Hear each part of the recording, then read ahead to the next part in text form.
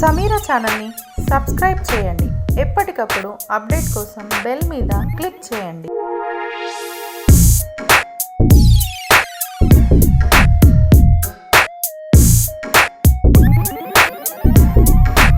ఇప్పుడు కేంద్ర ప్రభుత్వం నూతనంగా అమలు చేయ తలపెట్టినటువంటి వ్యవసాయ చట్టాలు ఏదైతున్నదో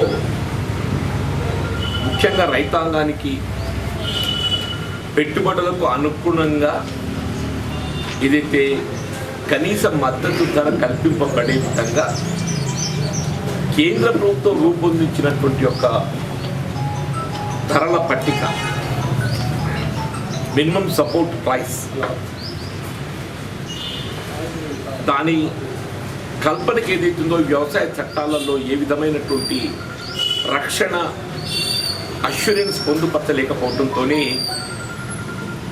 రైతాంగం భవిష్యత్తులో ఎదుర్కోబోయేటటువంటి ఇబ్బందుల దృష్ట్యా నూతన వ్యవసాయ చట్టాలను ఉపసంహరింపచేసే విధంగా దాదాపు గత 2 మాసాల పైగా ఢిల్లీ రాజధానిలో ఒక విధంగా రాజకీయాలకు అతీతంగా చేపడుతున్నటువంటి ఈ రైతు ఉద్యమం నిన్నటి గణతంత్ర దినోత్సవం సందర్భంగా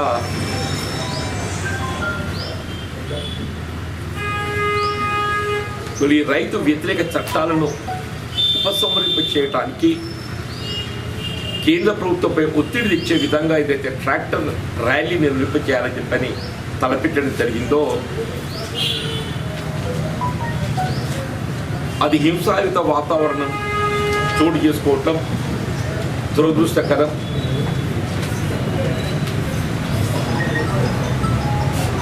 అంటే ఒక విధంగా దీన్ని బట్టి అయినా కానీ సమస్య తీవ్రతను ప్రభుత్వం గ్రహించాలి. సమస్య తీవ్రత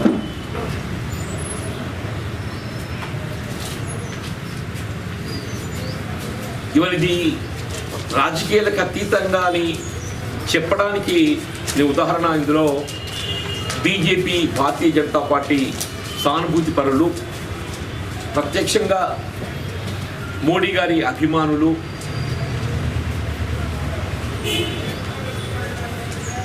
ఇందులో ప్రథమంగా అంటే ముందుండటం మనం గమనించాలని చెప్పంటున్నాం. ఈ ఎర్రకోట ముట్టడికి సంబంధించి దీప్ సిద్ధు దయచేసి మీరు గమనిస్తే మోడీ గారితో వారికి ఉన్నటువంటి సాన్నిహిత్యానికి ఇదే నిదర్శనం అని చెప్పండి. దీప్ సిద్ధు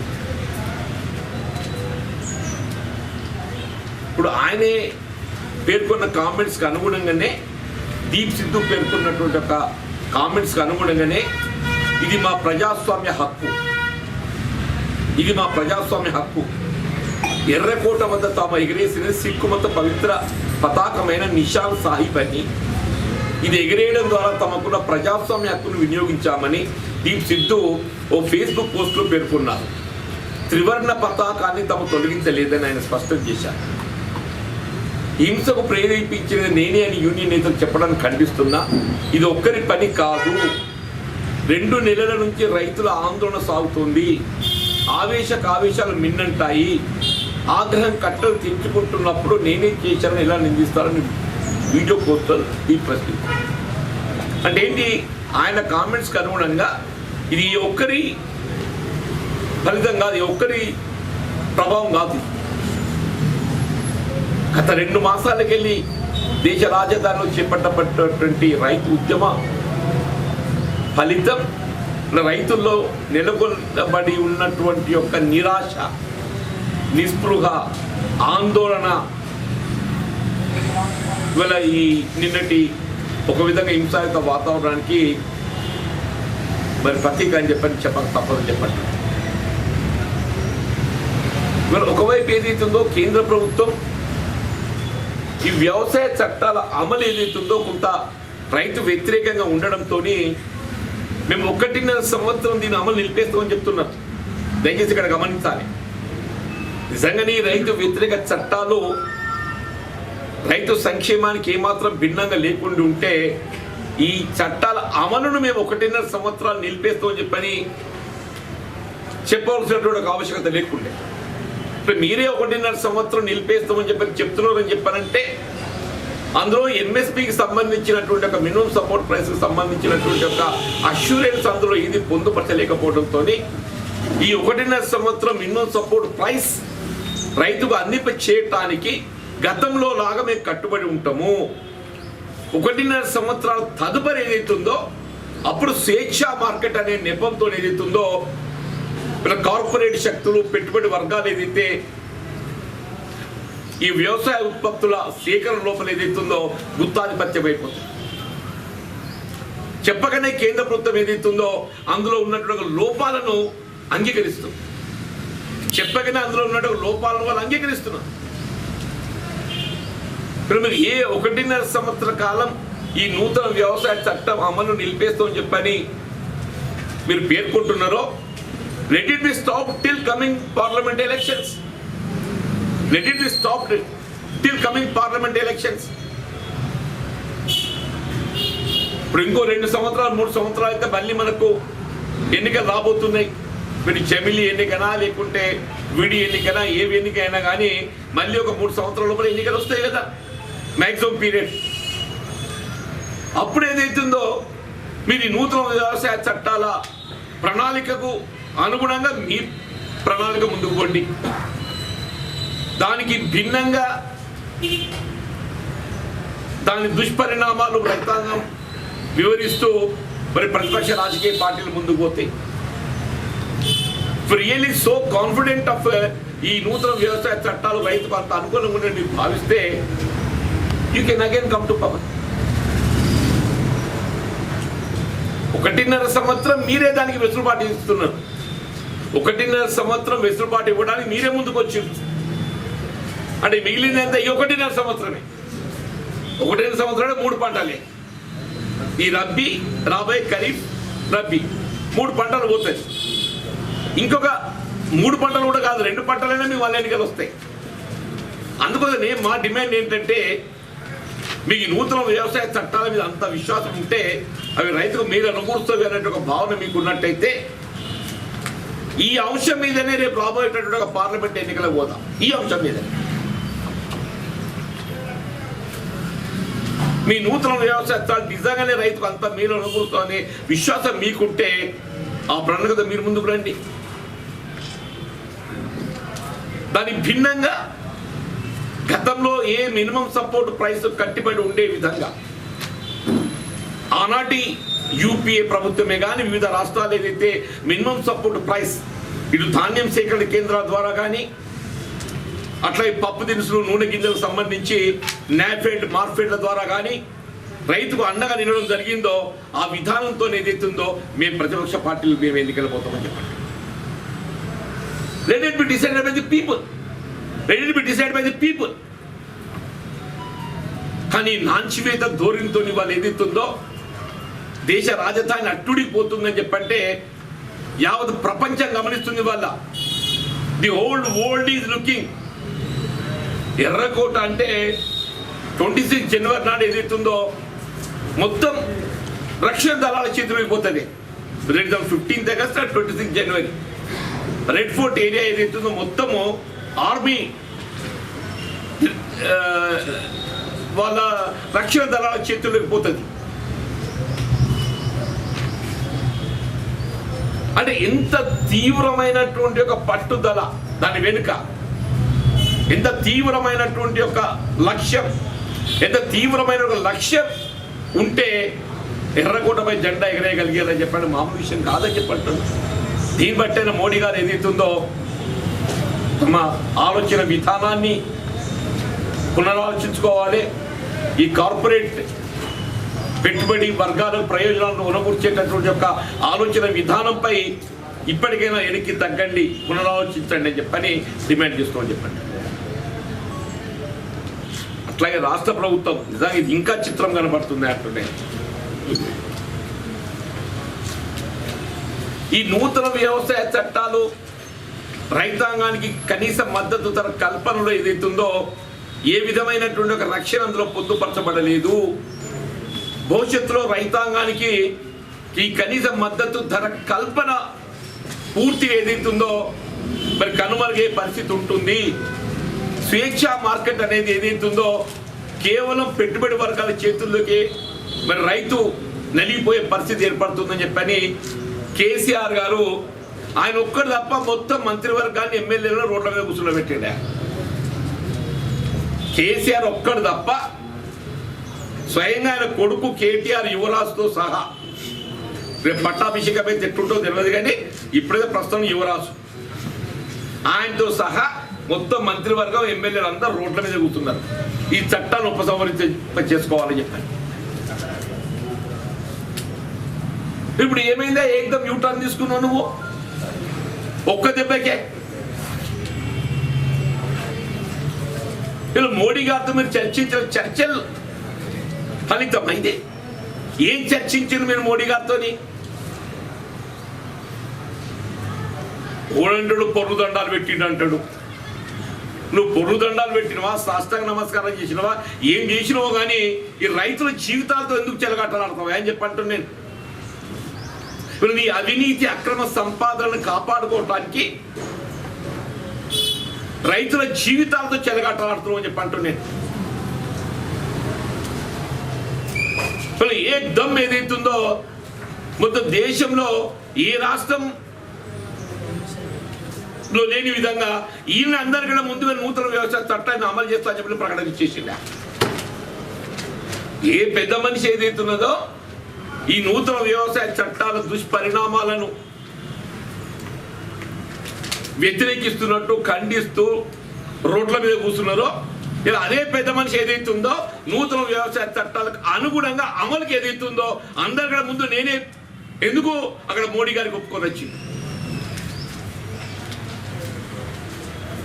మీ ఇద్దరి మధ్య జరిగే చీకటి ఒప్పందం ఏంటి? ఆ చీకటి ఒప్పందం పరిణామం రైతు బలైతుందని చెప్పండి.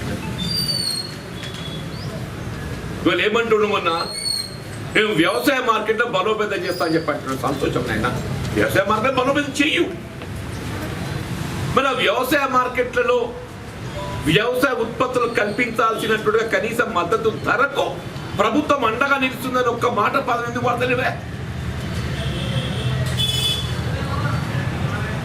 ఏ నూతన వ్యవసాయ చట్టాలతో మార్కెట్లు కోల్పోబోయేటటువంటి ఆర్థిక వనరులను మీరు సమకూరుస్తామని చెప్తాడు, మార్కెట్లను బలోపేతం చేస్తామని చెప్తాడు. కానీ ఆ మార్కెట్లలో విక్రయాలు జరిపేటటువంటి ఒక వ్యవసాయ ఉత్పత్తులు కల్పించాల్సినటువంటి ఒక కనీస మద్దతు ధరకు ఏదైతుందో మేము అండగా నిలుస్తాం, ఎంఎస్పి కల్పిస్తాం మాత్రం ఒక మాట మాట్లాడతాడు. అంటే దీన్ని బట్టి గ్రహించండి, ఇలా మార్కెట్లో వ్యవసాయ ఉత్పత్తులు ఎవరు కొనుగోలు చేస్తారు? వ్యాపారం, పెట్టుబడిదారు, రైస్ మిల్లర్స్. ఇలా 2005కు పూర్వం రాష్ట్రంలో ఏ పరిస్థితి ఉండేనో అది తిరిగి పునరావృతం కాబోతుందని చెప్పి అంటున్నా. 2005కు పూర్వం రాష్ట్రంలో ఏ పరిస్థితి ఉండేనో అది పునరావృతం కాబోతుంది. 2005కు పూర్వం రైతాంగం ఏదైతుందో తమ వ్యవసాయ ఉత్పత్తుల విక్రయానికి, ప్రత్యేకించి ధాన్య విక్రయానికి రైస్ మిల్లర్లపై ఆధారపడి ఉండే పరిస్థితి ఉందని చెప్పండి. వ్యవసాయ మార్కెట్ నుంచి కొత్త బస్ స్టాండ్ దాకా ట్రాక్టర్లు తగినాయి ఆ కాలంలో. ఆ కాలంలోనే వ్యవసాయ మార్కెట్ నుంచి కొత్త బస్ స్టాండ్ దాకా ట్రాక్టర్లు తగినాయని చెప్పంటుంది. అప్పుడు ఎంఆర్ఓలో కానీ రామకృష్ణారెడ్డి ఏదో రెడ్డి ఉండే పాపం ఈ తలకాయ దస్తి చుట్టుకొని తుమ్మల పడి ఉండేది కొనిపిస్తే కూడా 50 రూపాయలు తక్కువ. ఎప్పుడు 400-500 రూపాయల మద్దతు ధర ఉన్ననాడు 50 రూపాయలు 100 తక్కువేనే. ఇప్పుడు నిన్న ఇవాళ 1888 ఉన్నది, రేపు బహుశా 2000 అయితే కావాలి న్యాయంగా. 2000 అయితే వాడు ఏకదం 200 తక్కువ చెప్తారా, 300 తక్కువ చెప్తారా? ఇవాళ దయా దాక్షిణ్యమే చెప్పంటు నేను. వీళ్ళు కేసీఆర్ గారికి ఏదైతుందో ఆ రైస్ మిల్లర్ గోపాలరావు గారు ఏం ఆలోచన చేసిండో, ఏం సూచన చేసిండో కానీ ఆ ఇద్దరి సంప్రదింపుల ఫలితం ఏదైతుందో ఇవాళ ఈ ధాన్యం సేకరణ కేంద్రాలను ఎత్తివేయడానికి వచ్చింది. ఆ గోపాలలో పుణ్యం కట్టుకున్నాడు. నీకు రైస్ మిల్లర్లతో చర్చించి రైస్ మిల్లర్ల సంక్షేమం వాళ్ళ లాభాల గురించి నీకు దానికి కట్టుబడి ఉంటుంది, దాని మీద నీకు ప్రేమ ఉంటుంది. అదే రైతు గురించి ఉండదు.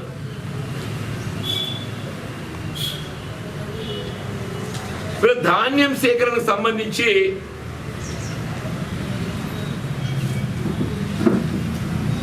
వీళ్ళ రాష్ట్ర ప్రభుత్వం పడేటువంటి ఆర్థిక భారం కేవలం మొబిలైజేషన్ అడ్వాన్స్ మాత్రమే.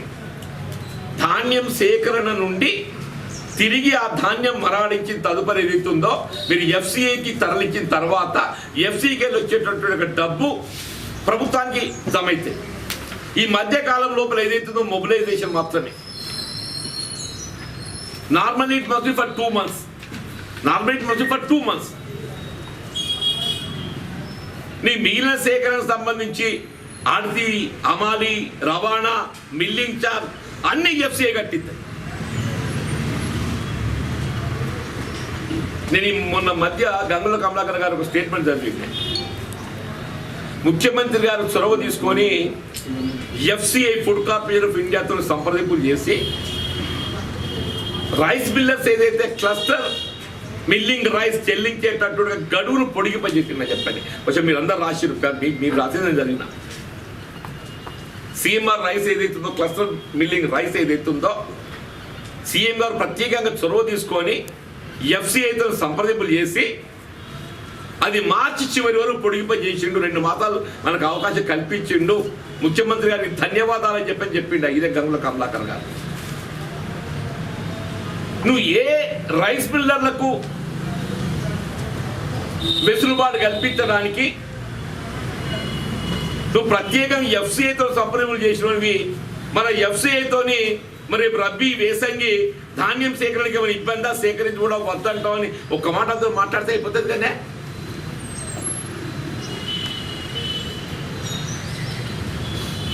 దేశంలో ఎక్కడ కూడా రేపు రాబోయే రబ్బీ పంటకు ధాన్యం సేకరణకు ఏ విధమైనటువంటి ఒక ఆంక్షలు లేకుండా ఎఫ్సిఐ నుండి ఏ విధమైనటువంటి ఒక భిన్నమైన ఉత్తర్వులు వెలువడలేదు ఇప్పటికైతే. కేవలం స్వేచ్ఛా మార్కెటే మోడీ గారి ఆలోచన విధానానికి అనుగుణంగా, మోడీ గారికి తాబేదారుగా, సామంతరాజుగా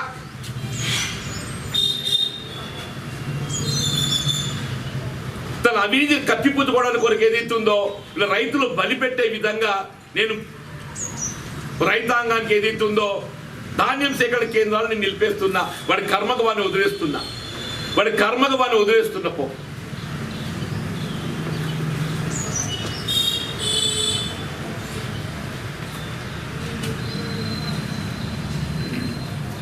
రైస్ మిల్ అని చెప్తున్నా నేను. ఇప్పటికి కూడా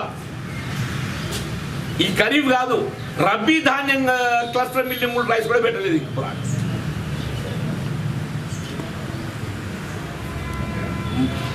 మొన్నటి రబ్బీ ఉంది కదా, ఇది మొన్న ఖరీఫ్ పోయింది కదా, ఖరీఫ్ ముందు రబ్బీ ఉంటుంది కదా, దాన్ని కూడా ఇంక 20% పైన ఏదైతుందో రైస్ మిల్లర్ దగ్గర పెండింగ్.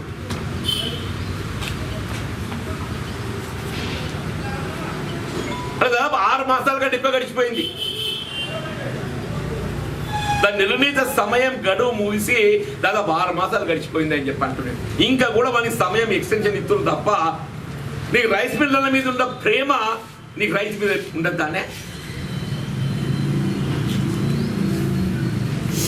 ఇలా రైస్ మిల్లర్ ఏదైతుందో వాడు రబ్బీలో సేకరించిన ధాన్యం అమ్ముకొని దాని లాభాలు గడించి మళ్ళీ ఖరీఫ్లో వచ్చే ధాన్యాన్ని ఏదైతుందో ఇది దాన్ని ప్రత్యామ్నాయంగా పెడతారు.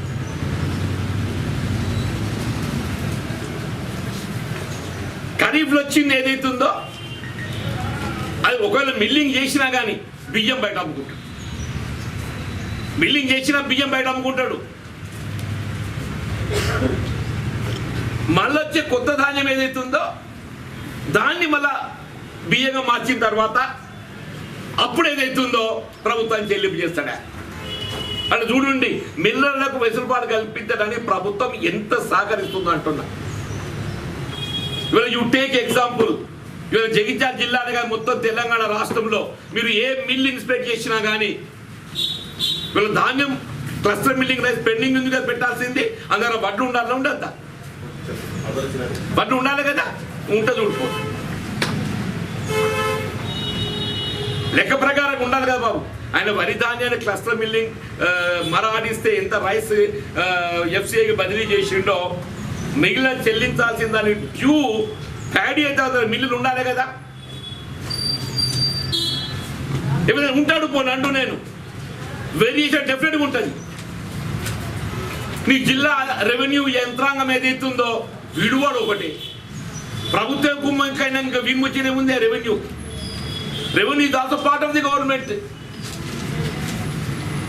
మరి రాజు ఆలోచన ఏ విధంగా ఉంటుందో మంత్రి గారి ఆలోచన అట్టుంటుంది.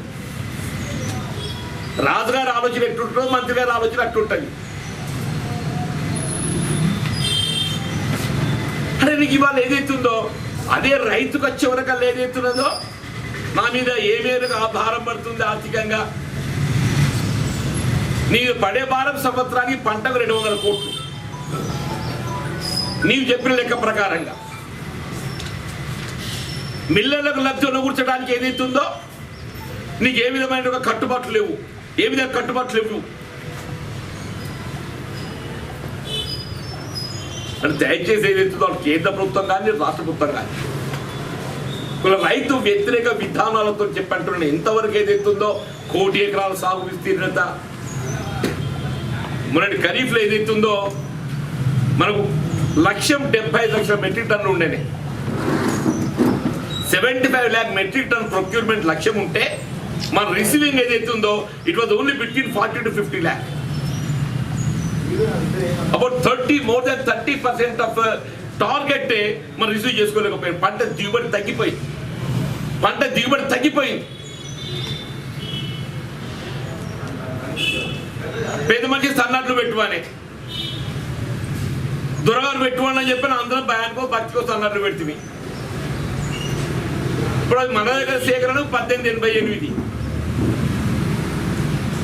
అదే రైస్ మిల్లర్లు వాళ్ళ దగ్గర మరాడించి 40 రూపాయల కిలో అమ్ముకుంటు.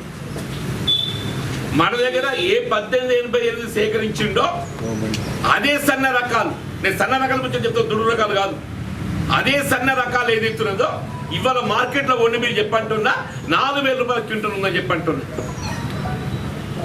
కేవలం 2 మాసాల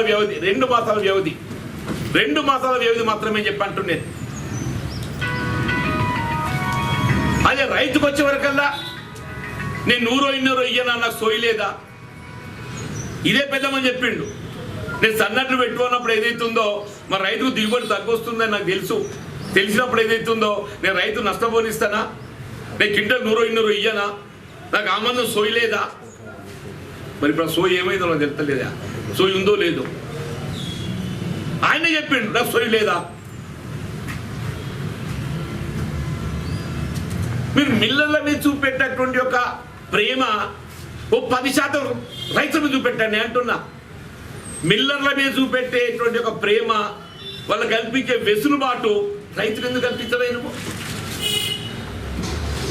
రేపు రాబోయేటటువంటి ఒక పంట కాలంలో రబీ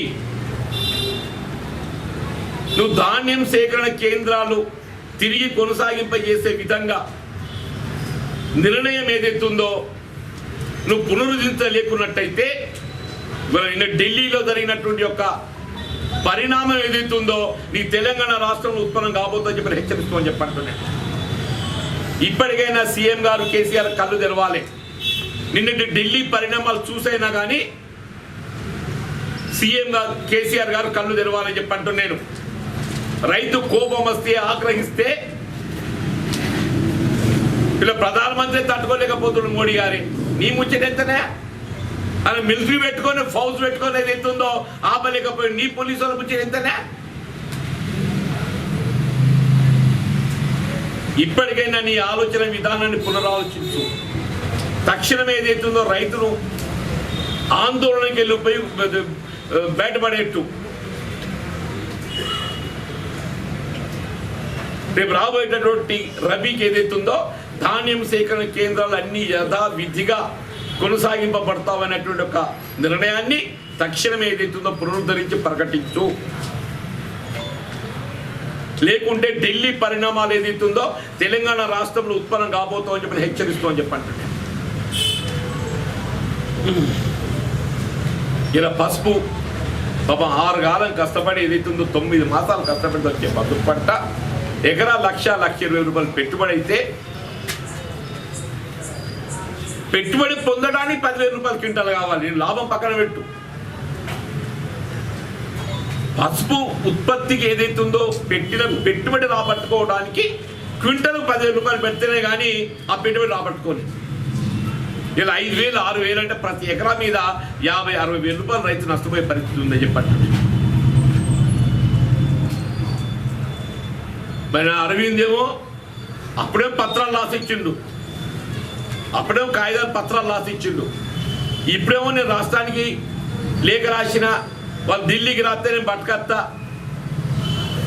మరి అదేందో మాకు ఆంతర్యము అంతరంగిక మాకు తెలుస్తలేదు. ఇద్దరు తోడు దొంగలు ఇద్దరు కలిసి ఏదైతున్నదో ఇలా రైతుల జీవితాలతో చెలగాట్లాడుతుందని చెప్పి అంటున్నారు.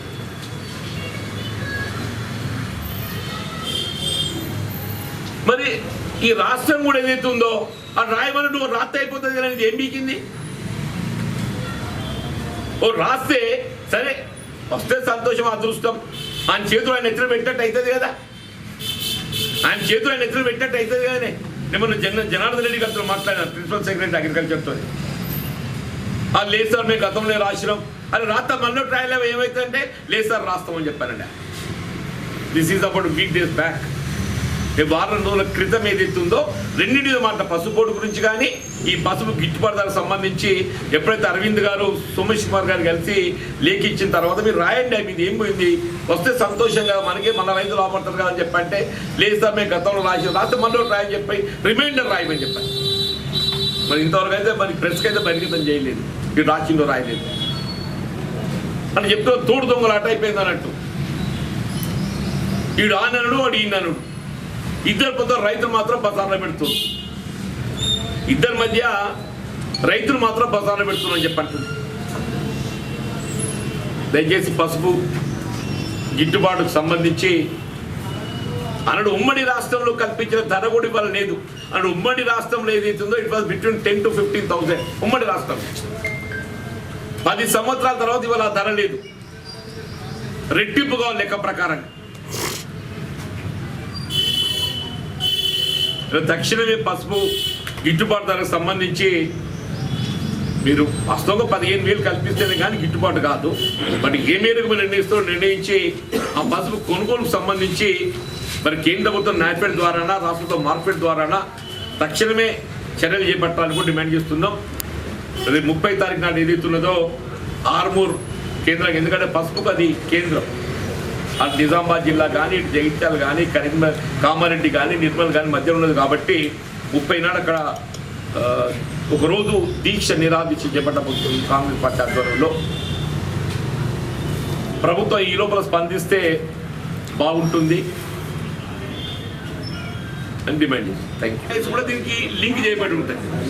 ఇది కేవలం రైతుకు సంబంధించిన అంశమే కాదు, పబ్లిక్ డిస్ట్రిబ్యూషన్ సిస్టమ్కి ఏదైతే రైస్ సేకరణ ఉంటుందో అది దీనికి లింక్ జోడించబడి ఉంటాయి. అప్పుడు ఏమైతుంది, ఎఫ్సిఐ డైరెక్ట్గా మిల్లర్లతో కొనుగోలు చేస్తుంది. ఎఫ్సిఐ ఏదైతుందో ఈ మద్దతు ధరను పరిగణలోకి తీసుకొని దాని సేకరణకు మిల్లింగ్కు ఎంత ఖర్చు వస్తుందో అంతా లెక్కలు తీసి మిల్లర్కు చెల్లిస్తాయి. కానీ మిల్లర్ ఏం చేస్తాడు, మన దగ్గర క్వింటల్ 200-300 తక్కువ కొంటాడు. మిల్లర్ నష్టపోడు. మిల్లర్ ఏదైతుందో వాని లాభాలు వానికి ఏదైతుందో స్వేచ్ఛ దొరుకుతుంది. ఇంకా రైతులు దోపిడీ చేయడానికి స్వేచ్ఛ లభిస్తుంది. మళ్ళీ ధాన్యం సేకరణ కేంద్రాలు నిలిపివేయడంతో రైతులు దోపిడీ చేయడానికి ఏదైతుందో మళ్ళీ మార్గాలు తలుపులు తెరిచినట్టు అవుతుంది. 2005 పూర్వం ఎట్లుండేనో మళ్ళీ రైస్ మిల్లర్లకు ఏదైతుందో రైతులు దోపిడీ చేయడానికి ద్వారాలు తలుపులు తెరిచినట్టయితే అని చెప్పంటున్నాడు. దోపిడీకి స్వేచ్ఛ లభించినట్టయితే అని చెప్పంటున్నాడు. దోపిడీకి స్వేచ్ఛ లభించినట్టయితే అని చెప్పంటున్నాడు. దయచేసి ఈ ధాన్యం సేకరణకు సంబంధించి మీరు వెంటనే మీరు ఆలోచన నిన్నటి ఢిల్లీ పరిణామాలను పరిగణన తీసుకొనైనా కానీ మీ ఆలోచన విధానాన్ని పునఃసమీక్షించి తక్షణమే ధాన్యం సేకరణ కేంద్రాలను కొనసాగింపజేయబోతున్నట్టు ప్రకటన చేయాలని చెప్పని డిమాండ్ చేస్తారు.